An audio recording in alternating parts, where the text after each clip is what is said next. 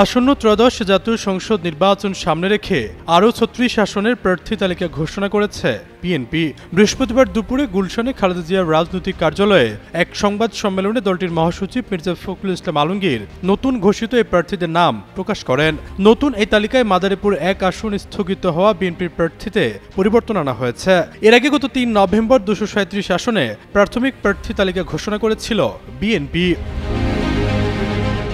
এখন পর্যন্ত ২ দফায় ২৭২টি আসনে দলীয় প্রার্থী ঘোষণা করেছে বিএনপি।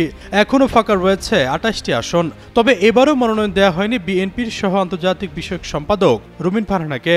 যদিও তার জেলার ব্রাহ্মণবাড়িয়া ২ ও ব্রাহ্মণবাড়িয়া ৬ আসনে বিএনপি কোনো প্রার্থী দেয়নি। তবে গুঞ্জন রয়েছে বাদ রাখা ২৮ আসন শরিক দলের জন্য বরাদ্দ রাখা হয়েছে।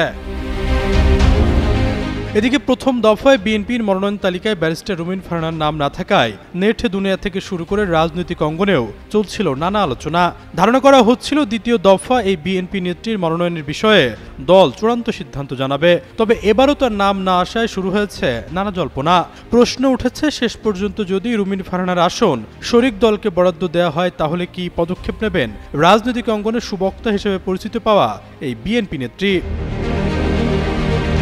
সম্প্রতি এক টিভি টকশোতে নির্বাচনে অংশগ্রহণ ও মনোনয়ন না পাওয়া ইস্যুতে রুমিন ফারহানা বলেন, মনোনয়ন না পেলেও তিনি মাঠ ছাড়বেন না। জনগণ চাইলে তাকে নির্বাচন করতেই হবে। এখন সেটা হাঁস মার খাই করি আর শীষ মার খাই করি সেটা বড় বিষয় নয়। মানুষ কি বলছে সেটা আমাকে প্রতি সেকেন্ডে শুনতে হবে। মনোনয়ন বঞ্চিতদের বিক্ষোভ সম্পর্কে তিনি বলেন, তাদের এই আবেগকে সম্মান করতে হবে। এই নেতাকর্মীদের জন্য একজন মনোনয়ন প্রত্যাশী ১ নম্বর, ২ নম্বর, ৩ নম্বরে চলে আসেন। এত নেতাকর্মীরা ভালোবাসে নেতাকর্মীদের ত্যাগ, নেতাকর্মীদের শ্রম, নেতাকর্মীদের ঘামেই কিন্তু আমরা এত দূরে আসি যে আমরা মনোনয়নটা প্রত্যাশা করতে পারি।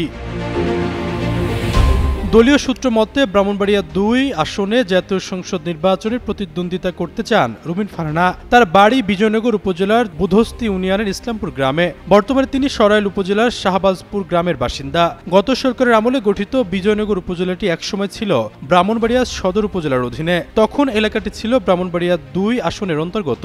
বর্তমানে পুরো বিজয়নগর উপজেলাটি ব্রাহ্মণবাড়িয়া ৩ আসনে অন্তর্ভুক্ত হয়েছে।